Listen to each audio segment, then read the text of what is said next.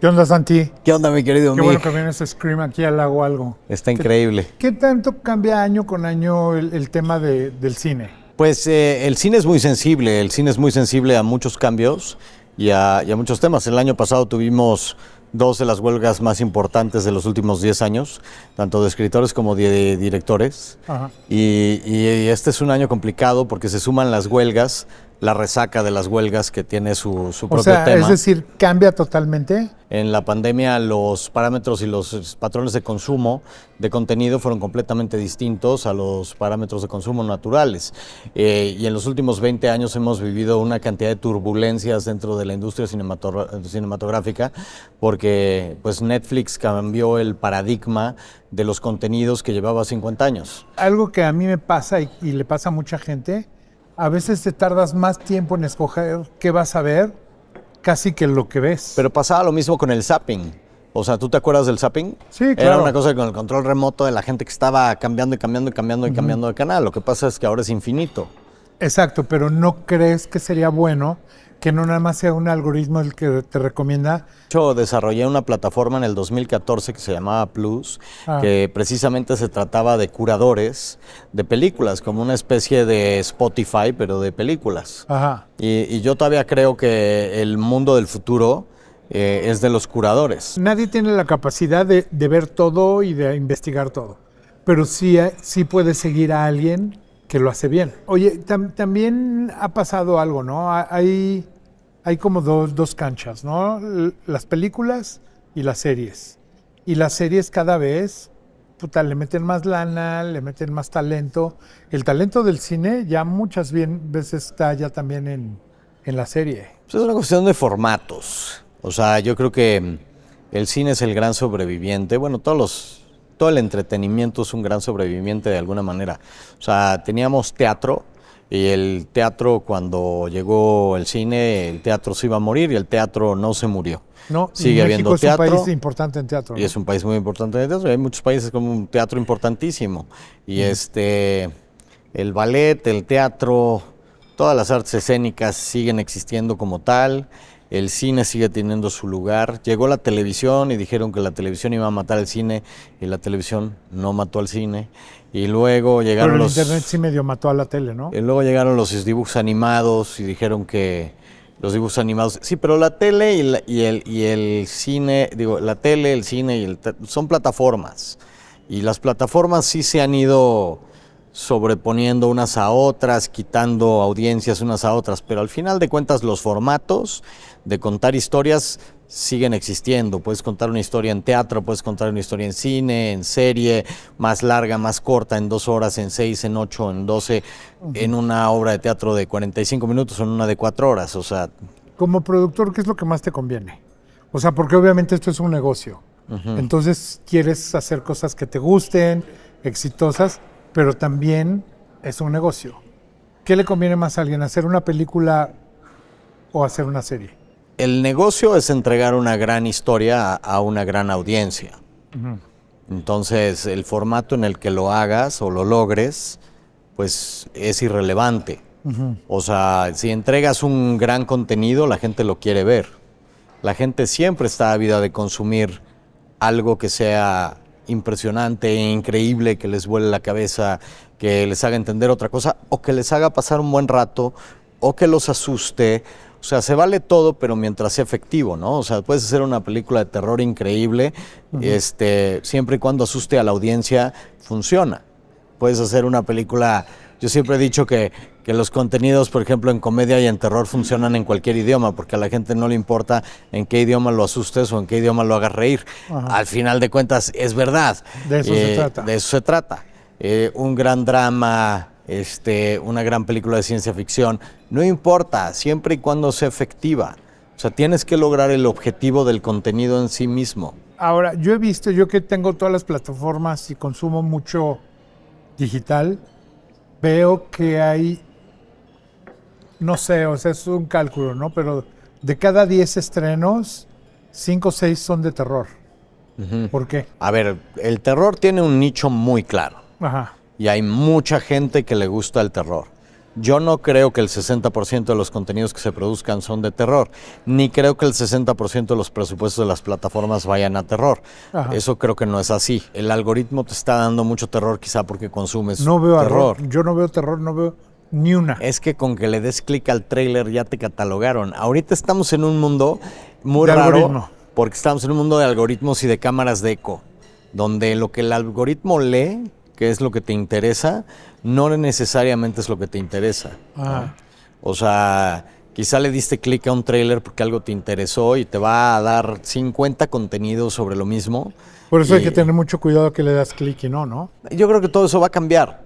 Yo creo que al final mucha de esa curaduría va a regresar a un ser humano y va a acabar siendo una serie de recomendaciones, ¿no? Ahora, volviendo a lo de la serie con la película. Las mismas plataformas invierten ya mucho dinero en producir sus propios contenidos. De hecho, películas que están un mes en el cine, pero luego pasan a plataforma. ¿Cómo funciona eso? Pues lo que pasa es que antes había ventanas muy claras, o sea, tenías el cine y luego tenías lo que le llamábamos el First Run Pay TV, y luego el Second Run Pay TV, y luego el Open Television y demás. Y estaban muy segmentados los canales. Ahorita se revolvieron un poco. Las plataformas ahorita tienen originals que pasan en la plataforma y no pasan en el cine. Tienen lo que en algún momento se conoció como Ultra VOD, que es este estreno limitado en cines de 3, 4, 5 semanas. Ajá. Y luego a la plataforma. En fin, el hilo negro se está inventando porque en este momento estamos en un momento de turbulencia y cambio, ¿no? Muy, muy fuerte, en donde el marketing de los contenidos todavía está por inventarse. Oye, y obviamente también es una guerra de billetazos, ¿no? A ver quién produce mejor y más cosas, obvio. Pero eso siempre ha sido igual. O sea, antes tenías a 5... Pero antes no había plataformas. Pero antes tenías a los estudios. Ah. O sea, siempre... ¿Dónde juegan los estudios ahorita? Y no es necesariamente de billetazos, porque no necesariamente, y está muy comprobado, no necesariamente los contenidos más caros son los mejores. Y no porque le metas... O sea, si fuera una guerra de billetazos y era a ver quién le mete más, pues tendrías siempre claros ganadores. Y pues el que le metió más gana. No. Y no es cierto.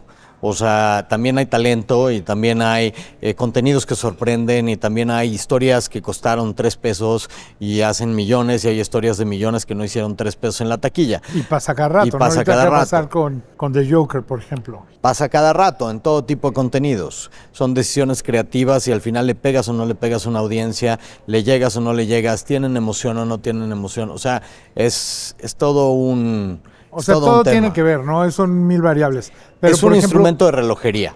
Por ejemplo, de repente hay una película que si hubiera ido a cine, a lo mejor hubiera jalado más que si lo hubieran metido directo en una plataforma. Pero lo hubiera no existe. No, ya sé. Vivimos en un mundo donde haces lo mejor que puedes, sacas tu película lo mejor que puedes, la llevas al mercado con toda la intención de que pegue.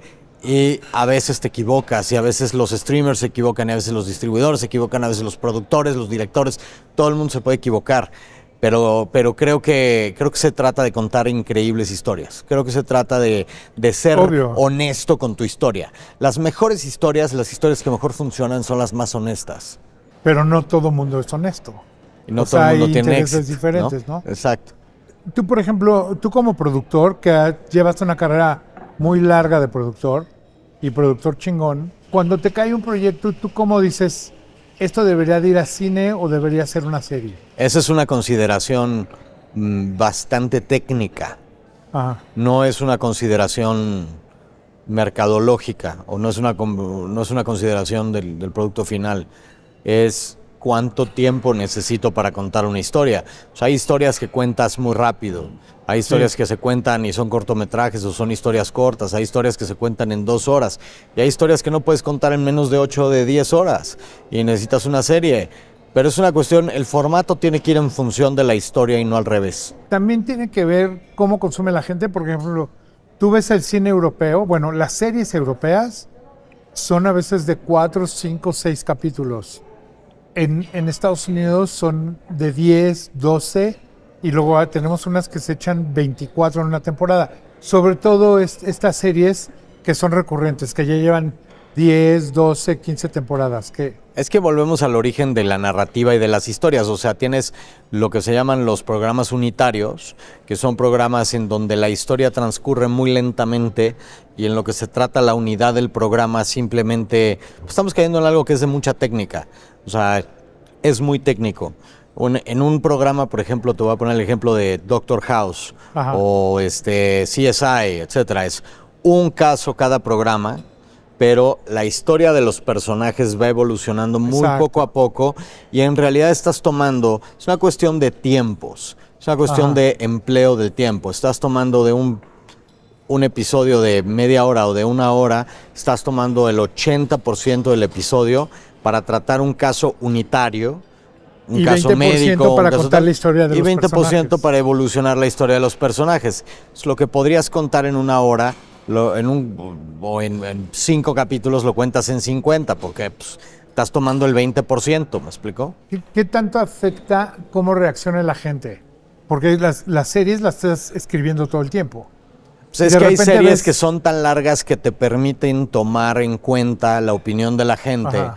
Y hay miniseries que son de 6, de 8 episodios. Y ya están escritas todas. Están escritas y filmadas antes de que llegue el primer episodio a la pantalla. Entonces, claro. Realmente eso tiene más que ver con el talento del autor. ¿Viste Disclaimer? Sí, llevo un capítulo. ¡Qué joya! Hay algunas series que si no te agarran de buen humor en el primer episodio, te tardas en verlas. Pero luego alguien te las recomienda. Si son muy buenas, alguien te dice, vela y le echas ganas y llegas al segundo o al tercero y ya te enganchaste y ya. La tengo que ver y bien. Te vas. Pero, por ejemplo, con Succession me pasó lo mismo. La empecé a ver y puta. Pero luego alguien te empezó a insistir. Y luego dije, ya la voy a ver, sobre todo cuando había pasado ya no, ¿ya viste el último capítulo? También está padre cuando ya no estás así en el hype. Ajá. Las ves con calma y todo eso, y excelente, ¿no? Y sí hay unas series memorables que te van a gustar toda la vida. Los Sopranos, The Wire, ese tipo de cosas que son increíbles. Increíbles tops, siempre. Sí. Y luego hay otras que son muy buenas, pero de repente una temporada es buenísima, que eso pasa, la segunda. Y la siguiente.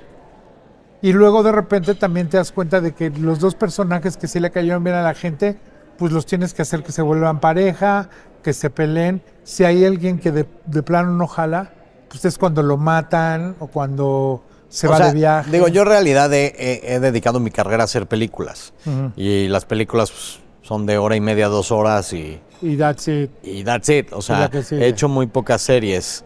Y la verdad es que... Pero sí las consumes. Sí, claro. Las consumo, pero las consumo más si son cortas y buenas. O sea, estas series interminables de no sé cuántas temporadas no son exactamente mi cup of tea. Por ejemplo, ahorita está pasando algo gracias a la huelga y todo. Hubo un momento que muchas series pararon y estás esperando ver la temporada y yo que me pongo a ver cuándo va a salir el año que entra, güey. Y de repente dices, esta acaba de ganar Emmys, es una serie que me encanta. El año que entra. ¿Qué va a pasar en un año? Igual se te va a olvidar verla. Pues ves la temporada anterior otra vez. Pues sí, pero a lo mejor se te olvida verla, ni cuenta te das. Y a mí me encanta lo que hacemos porque al final de cuentas es fascinante la reacción del público, la reacción, las emociones que puedes o eres capaz de crear. O sea, el motivo por el cual quieres ver esas series otra vez o quieres ver la siguiente temporada es porque te generaron una emoción. O ya no sientes esa emoción y ya ves otra cosa. Pero lo que es fantástico es que la sentiste. O sea, esa capacidad de hacer, de empatizar con personajes que están del otro lado de una pantalla, que no los ves aquí, es increíble. Exacto. Y es lo mismo, bueno, en el teatro lo estás viendo de carne y hueso, ¿no? Y esa capacidad de empatizar y de entender y de sufrir con otra persona y de querer con otra persona y de reírte y de horrorizarte, o sea, esa capacidad que tenemos los seres humanos de empatizar con un personaje es lo que es, o enemistarnos, o odiar. El otro día vino Erendira, que es mi amiga de toda la vida, y justamente decía que de repente en la calle te tratan como el personaje que estás haciendo. Entonces, sí, claro. Gente que te quiere, gente que te odia, que te reclaman, que ni siquiera te dicen tu nombre, te dicen el nombre del personaje. Eso ha pasado, es la historia del Pero es parte de la magia, ¿no? O sea, yo creo que esa es la magia. En muchos sentidos, esa capacidad de empatía es la gran magia y es la gran suerte de los que podemos y tenemos el privilegio de hacer lo que hacemos. Es increíble. Oye, de todas las películas que has hecho, debes de tener tus favoritas y las que te dieron mucho y las que fueron un pain in the ass. ¿Estás de acuerdo? Todos tenemos esas. En todo lo que hacemos, todos los días. Todo, sí, claro. Un día no es mal, ¿no? ¿Cuál es la que recuerdas así de, logré hacer esta movie y salió increíble y hasta si no te hubieran pagado hubiera estado contento? Pues hay muchas. Es que Una sí. que se te ocurra ahorita. Pues he hecho muchas películas y he tenido muchas experiencias en muchos aspectos y grandes emociones y agradecimientos infinitos por haber podido tener el privilegio de participar en ciertas películas. Definitivamente las más memorables son aquellas que son más grandes que la historia que estás contando, ¿no? Aquellas en donde la vivencia de hacerla Es increíble. llevó a cosas más grandes que la película en sí, ¿no? Hay muchos casos que te puedo nombrar de ese tipo de películas, entre ellas, y no tiene que ver con el presupuesto ni con el tamaño de la película, o sea, te puedo decir, hice una película en El Salvador, que fue una película chiquitita, prácticamente sin presupuesto, con un gran amigo, un gran cineasta que se llama Arturo Menéndez, que conocí muchos años atrás, y de repente me dijo, oye, quiero hacer la primera película en El Salvador desde 1959, ¿no?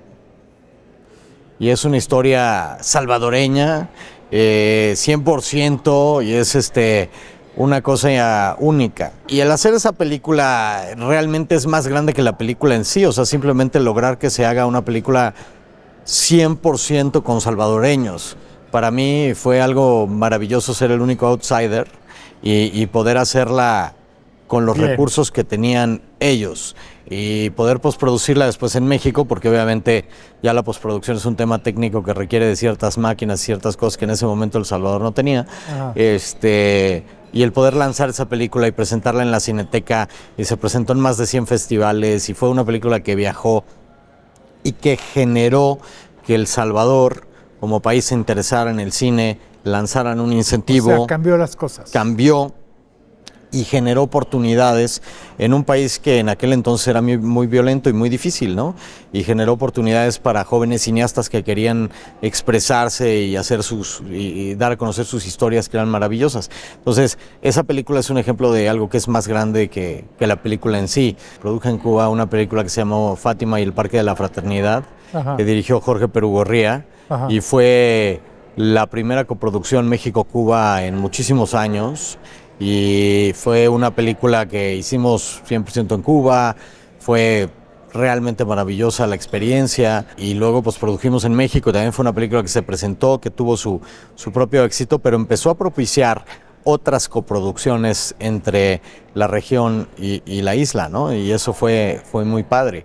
Y esa película de alguna manera dio pie a que yo me involucrara en Rápido y Furioso, y Rápido y Furioso 8, pues fue una película donde dos países que no se hablaban hace 60 años, por primera vez empezaron a entablar un diálogo a través de una película y a través del cine, cosa que es ya en sí mismo un además ha de ser hecho fantástico. Filmar, ¿no? Ahí, ¿no? Pues no, fíjate que Cuba es el país de las maravillas, es increíble. Bueno, pero es que es a lo que iba, un productor que se la sabe, es un gran valor para una producción. Sí, saber contar historias es una cosa, y saber hacer películas físicamente y producirlas físicamente es otra distinta, ¿no? Oye, y obviamente también el chiste del cine es que hago una cosa, me lleva a hacer otra, luego a otra. Exacto. Empiezas a conocer gente, te vuelves ya el consentido a lo mejor de un estudio, ¿sí? Yo quiero ese productor. Así es como te caen las chambas, ¿no? Bueno, es que hay un dicho en esta industria que dice que eres tan importante como tu última película, ¿no? Y hay Hay incluso películas sobre eso que son maravillosas, donde estás en la cima un día y te caes al día siguiente. Entonces, pues sí es una industria donde nunca te la puedes creer, ¿no? O sea... Todos los días es un reto. Sí, no te la creas porque tarde o temprano vas a caer. ¿Qué le pasa a estas peliculotas que traen así un súper presupuesto y de repente resultan ser un fiasco? O sea, hay N. Un sinfín de circunstancias lo que puede estar pasando. O sea, es N circunstancias. O sea, si hablamos de una película en específico, te puedo dar una opinión más específica, pero así como en lo general, puede pasar cualquier cosa. O sea, al final es una industria que es tan diversa y que tiene tantos elementos, que hay tantas cosas que pueden salir mal. Ahora sí que los cimientos o las bases son iguales que cualquier obra de arte. Si un edificio lo haces muy rápido y te saltas al estructurista, pues igual y se te cae, ¿no? O sea, no te puedes brincar pasos. Seguro se te va a caer. No te puedes brincar pasos. Hay que hacer las cosas bien y hay que estructurar las cosas bien y hay que, o sea, evidentemente vivimos de nuestros errores, ¿no? Avanzamos asumiendo nuestros errores y entendiendo nuestros fracasos anteriores, analizándolos, no volviendo a repetir los mismos errores y evolucionando. O sea, estamos en un proceso de evolución constante. Todas las personas que tratamos de hacer o de colaborar dentro de un proceso artístico que a la vez es industrial, porque este es probablemente el proceso artístico industrial más caro de todos. O sea, requieres de demasiada gente, ¿no? Y lento. Bueno, no, la arquitectura y la construcción por ahí. Sí, pero por si ahí haces un edificio comparar, bien ¿no? diseñado, la probabilidad de que salga bien es muy alta. Y Si una haces una película bien diseñada, la probabilidad de que salga bien es muy alta. Pero no quiere decir que vaya a ser un éxito comercial. Un edificio tampoco. Bueno, sí, todo el mundo tiene su riesgo, ¿no? O sea, yo creo que el real estate y o sea, todo lo que son bienes raíces y el cine Se parecen. son increíblemente parecidos.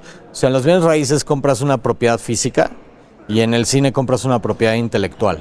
Un libro, una idea, un guión. Y luego ambas las tienes que desarrollar hacia un lado.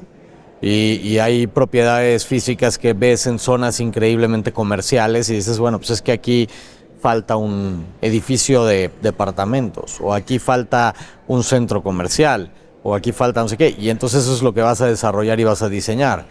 En una propiedad intelectual puedes ver distintos caminos de llevarla a su mejor fin y vas a elegir al director o al arquitecto que más te sea afín al fin que quieres llegar, o hay proyectos que ya llegan con el arquitecto, en el caso del cine con el director, y te dicen, este es mi proyecto, éntrale, Es exactamente igual. Hay Es gente igualito. que tiene un proyecto de arquitectura 10 años y no avanza. Y hay películas también que llevan toda la vida y no avanzan. Y no jalan. Y de repente llega el día en el que funcionan, y se prende la mecha y se hacen.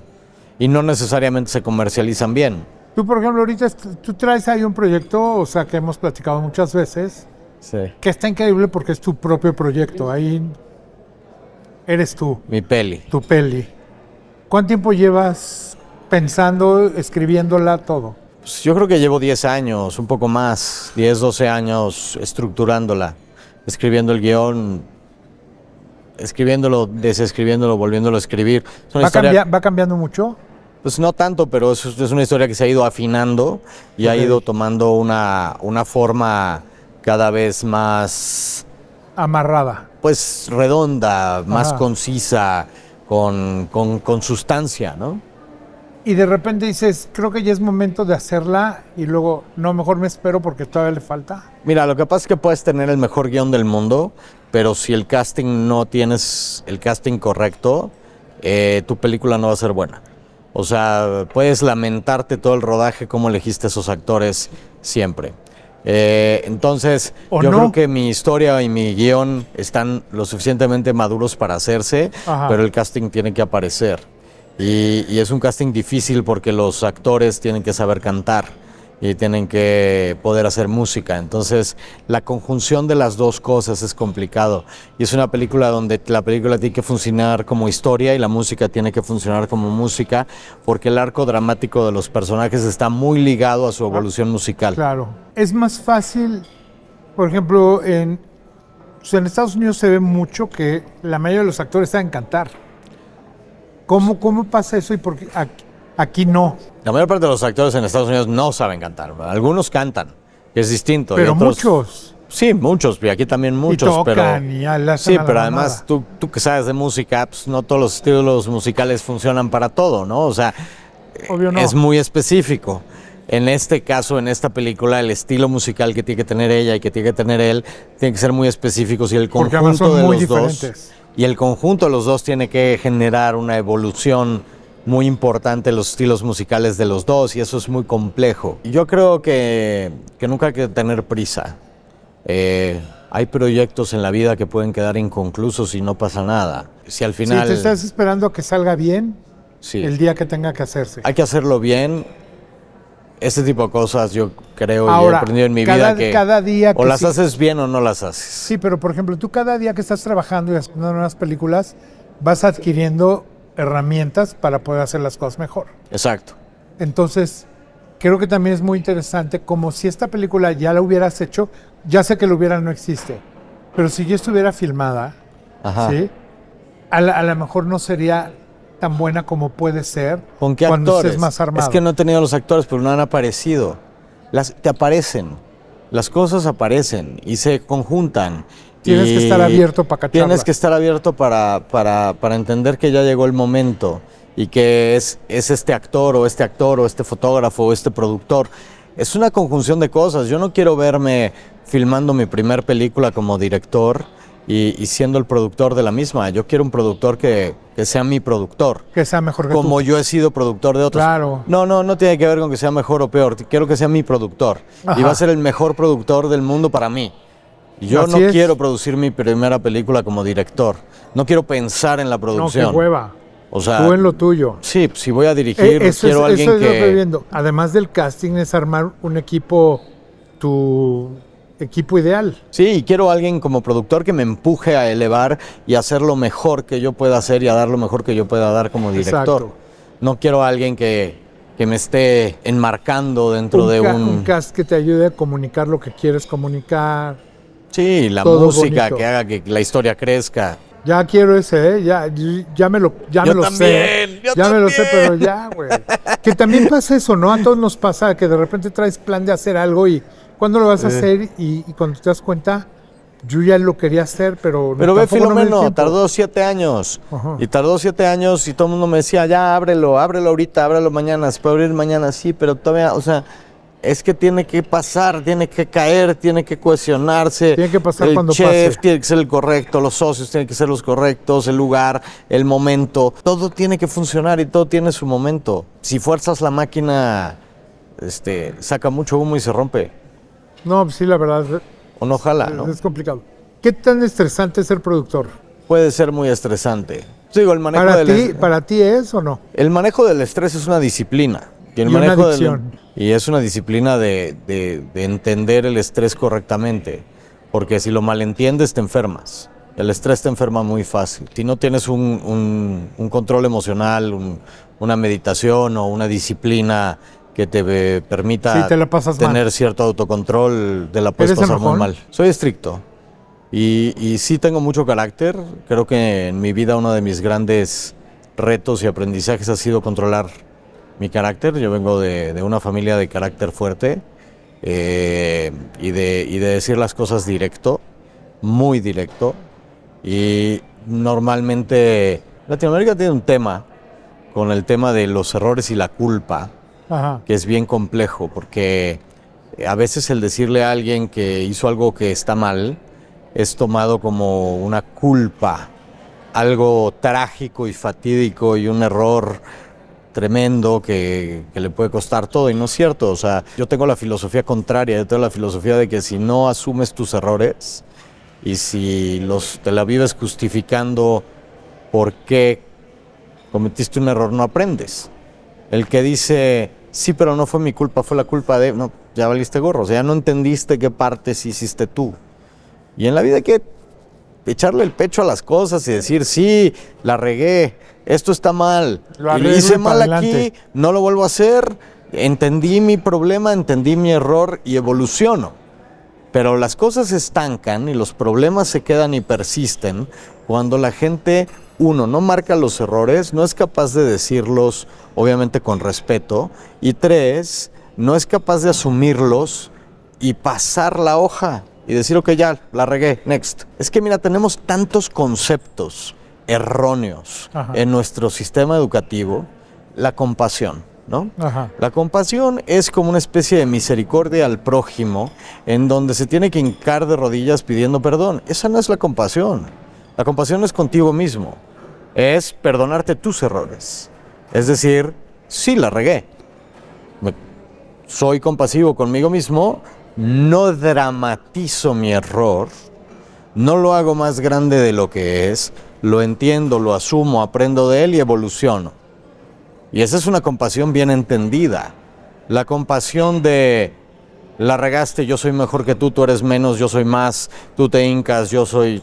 Esa es una compasión completamente mal entendida, mal aprendida, mal educada, y es lo que tenemos en todos estos cánones religiosos que han ido permeando en la educación del latinoamericano. 100%. Es dificilísimo. Oye, pero por ejemplo, en el cine, cuando tiene que haber talento, arte, creatividad y todo eso, es bien complicado porque parte de ser actor es quién eres. Tienes que tener cierta personalidad y es súper conocido y de repente hay películas favoritas que dices, no mames, esos actores afuera del set no se hablaban, casi se querían madrear o nunca los filmaron al mismo tiempo porque no se podían ver. ¿Qué tan complicado es llevar eso cuando de repente te das cuenta, estos dos que son rockstars no pueden trabajar juntos? Hay muchos ejemplos donde lo que te voy a decir no aplica, lamentablemente, pero en el estándar de la industria tenemos una virtud muy grande que es el rigor cinematográfico. Que es que no importa lo que pase afuera, de la cámara hacia adelante, it needs to work. Y todo el mundo callado, concentrado y atento a lo que está haciendo el actor. Y esto viene del mundo donde en el film, en el cine, prendías la cámara y se empezaba a escuchar el y cada segundo que escuchabas el estabas quemando billetes. O sea, cada pie de película costaba una fortuna. Entonces tenías que estar ahí, atento, en el aquí y el ahora, viendo exactamente lo que estaba pasando y todo el mundo con un rigor cinematográfico absoluto, atendiendo a lo tuyo y a tu trabajo y haciendo lo que tenías que hacer. Y eso era una enorme virtud que, vamos a decir que se ha diluido un poco, pero afortunadamente no se ha perdido. O sea, los sets cinematográficos siguen siendo increíblemente rigurosos. Y hay gente que no se puede ver dentro de un set, sin embargo, van, hacen su trabajo y eso es como debe de ser. Claro. Ahora, ¿hay excepciones? Sí las hay y son terribles. Se puede caer un proyecto por eso, ¿no? Sí, y también la gente que lo tumbó puede no volver a trabajar y nadie quiere trabajar con ellos. Esto es demasiado caro al final. ¿Sí existe el vetar gente en sets? Este rollo como del veto corporativo, como lo tenemos pensado nosotros, de los vetos antiguos de las grandes cadenas, yo no creo que sigan existiendo. Sin embargo, si un actor, un director, un productor no se sabe comportar y acaba costando una fortuna una producción, ese es el punto. Evidentemente va a tardar mucho tiempo en que alguien vuelva a confiar en él. No es un veto como tal. No Nada existe más, eso. No tienes ganas de trabajar con esa persona. No, te da miedo. O sea, a ver, le vas a apostar millones y millones de dólares de una producción a un actor que te dejó la última película a la mitad. Esto es una profesión de confianza y de una confianza absoluta en tu equipo y donde todas las piezas son indispensables. Cuando yo entré al cine me daban el ejemplo del asistente de producción cuando explotaron un puente, no me acuerdo si en San Francisco o en Chicago, tenían una sola toma, metió las latas del cine, las latas de película al taxi y llegó a la oficina de producción, se bajó y se le olvidaron las latas. El asistente que ganaba $500 a la semana o lo que fuera, ese asistente que era de este tamaño en la producción, amoló a toda la producción completa porque se le olvidaron las latas en el taxi. Y se perdieron. El más chiquito tiene que funcionar. Exacto. No hay un trabajo que valga más. La pieza más pequeña tiene que funcionar perfectamente bien y con el mismo rigor que la pieza más grande. Y todos tienen que funcionar en un instrumento de relojería que una pieza mueve a la otra y todos tienen que estar en lo que están. Si no, no funciona esto. Sí. Y de repente en grandes producciones ves que ha habido unos errores. O sea, y ahorita con redes sociales y YouTube y todo esto, de repente dices, güey, ahora ya nadie perdona nada. No, es que te das cuenta de la continuidad luego, güey. Está vestido diferente aquí y luego acá. Sí, y aquí sí, el botón, el reloj, el café de Starbucks. Le dieron un balazo y ya no trae balazo. Sí, claro. Sí. O de repente sale ahí, que hace un coche ahí con unos vaqueros al lado, güey. Sí, ahorita ya nadie perdona nada. O sea, ya todo se viraliza muy rápido. Oye, ¿no? Ahorita, ¿qué es lo que película va a pasar? Y yo creo que muy pronto, porque ya está muy cacareada, ¿no? Tiene que pasar. Tiene que pasar. Y ahorita de proyectos... Porque estás todo el día aquí, allá y acá. Y ahorita rápido quiero que me cuentes de tu negocio de inteligencia artificial. Pues la inteligencia artificial es el presente y definitivamente el futuro. Yo soy un apasionado de los futuristas y de toda esta generación que está pensando qué va a pasar mañana, hacia dónde va la civilización, ¿no? Y los distintos caminos y las distintas posibilidades que esto puede llegar a generar. La inteligencia artificial en este momento es muy poco inteligente, ¿no? En el 2015 yo daba un TED Talk en Cuba, en La Habana, y después de mí daba la conferencia una robot que yo conocí casualmente en el avión yendo para allá y me súper friqué. Iba la robot ahí al lado de mí en un asiento. ¿Qué es esto? Y la verdad fue impresionante verla y hablar con esa robot durante varias horas de filosofía, porque las respuestas que daban eran increíblemente interesantes, más sabiendo que estábamos en Cuba y que esa robot no estaba conectada al internet, así que no te estaba dando la respuesta de Wikipedia. De Google. O sea, de Google. Eran capacidades y niveles de procesamiento bastante más profundos. Es que te paso el video para que lo edites en el programa. Sí, me interesa mucho porque lo que hace la compañía que pusiste es que puede hacer animación en tiempo real. Ya no hay que renderizar ni nada. Bueno, estamos creando un semillero de estudiantes en una escuela que se llama filmschool.ai y de ese semillero estamos tomando los grandes talentos para poder realizar contenidos. Y volvemos a lo mismo, o sea, el cine no mató al teatro, la televisión no mató al cine, la animación no mató ni a la cine, ni al tele, ni al cine, ni a la tele, ni al teatro. Todo se va sumando y en el futuro va a haber contenidos.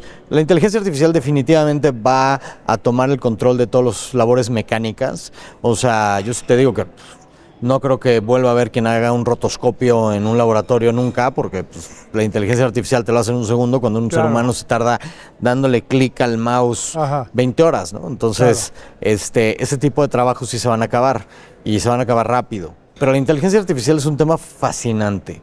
O sea, por ejemplo, tú sabes que la inteligencia artificial tiene la capacidad de acabar con 800 millones de trabajos antes del 2030. Estamos hablando de que en este momento somos 4 billones de personas, de las cuales aproximadamente somos 2 billones de personas que somos económicamente activas. 800 millones es aproximadamente casi el 40% de la población económicamente activa. Si tú acabas con los trabajos del 40% de la población económicamente activa, también acabas con el mercado de más del 50% de la población. Entonces, una empresa que vende tomates, que automatiza su fábrica para, con inteligencia artificial, tener todos los robots que crea tomates, está automáticamente matando al comprador que tiene el recurso para comprarle esos tomates, y no va a haber nadie que le compre los tomates que tiene la inteligencia artificial, o va a haber la mitad del mercado. Entonces, ¿para qué quieres eficientar a un punto en donde mates la demanda? Claro. ¿Me explico? En donde mates la demanda. Lo cual nos lleva a un punto muy interesante, que es la reeducación del trabajo del ser humano. O sea, igual la inteligencia artificial te va a quitar trabajos y te va a dar trabajos. y esos nuevos trabajos, lo interesante es cómo como seres humanos y como civilización logramos ese puente en el cual un ser humano pueda recapacitarse a un trabajo que tenga que ver con mucho más con un asunto mental que con un asunto Físico. manual, físico o automático, ¿no? El ejemplo de los robots que juegan fútbol. Qué tan emocionante es ver 2 equipos de robots perfectos jugando 11 jugadores por cada Empate lado. a 0. No, y gane quien gane, da igual. O sea, el outcome va a estar o es a 0 o ganó uno porque le programaron que ganara. ¿Qué chiste tiene eso? ¿Quién Como quiere la ver pelea eso? de Tyson, ¿no? ¿Quién quiere ver eso? O sea, la verdad, digo, lo de Tyson es diferente porque ahí hay mucho morbo, porque es un ser humano de una cierta edad haciendo algo sobrehumano. Y eso es lo que admiramos. Admiramos a ese atleta que rompe los límites de lo humano para darlo todo y poder tener la posibilidad de generar un outcome sorprendente. Un resultado sorprendente. En el teatro, en el cine, esa expresión de un actor que lo deja todo, los actores dicen, es que nos van a quitar el trabajo. No, porque a mí no me interesa ver una máquina llorar. O igual y me va a interesar como me interesa ver un dibujo animado, lo cual no le va a quitar el trabajo a un ser humano que da y expresa algo que yo sería incapaz de expresar. O de llevar un arco dramático durante 2 horas y poder darme esa riqueza de matices que una inteligencia artificial definitivamente no va a poder hacer. Eso es lo que es interesante. Lo que es interesante es cuáles son los trabajos del futuro. Cómo llevamos ese puente de reeducación de un punto al siguiente en donde el ser humano tenga un gran campo de posibilidades de tener trabajos interesantísimos. Sí, que mucho más algunas interesantes cosas que ahora. mecánicas las haga un robot. ¿Para qué quieres un ser humano que le dé 20 veces un botón si lo puede hacer una máquina? Mejor ese ser humano que tiene sentimientos, que tiene inteligencia, que tiene capacidades, las pueda emplear, las pueda utilizar en otra cosa, siempre y cuando existan las condiciones sociales para generar una educación que le permita a esa persona hacer y desarrollar sus capacidades a otro nivel. Que bueno, o sea, la verdad esta plática podría durar varios Muchas horas, episodios, y la inteligencia pero artificial entonces es de repente te infinita. das cuenta que lo que hace falta es cambiar la educación. Y una de las soluciones que se está discutiendo en todos lados con respecto al tema de la inteligencia artificial es el pago por la reeducación. El que una persona tenga un salario por reeducarse, recapacitarse. Con que haya salarios de todo está buenísimo, que nos den dinero, güey.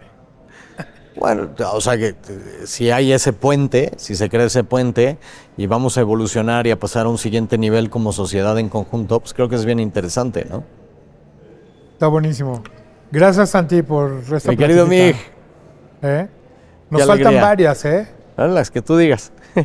Muchas gracias. Gracias a ti. Gracias a todos. Gracias, chicos. Muchísimas gracias.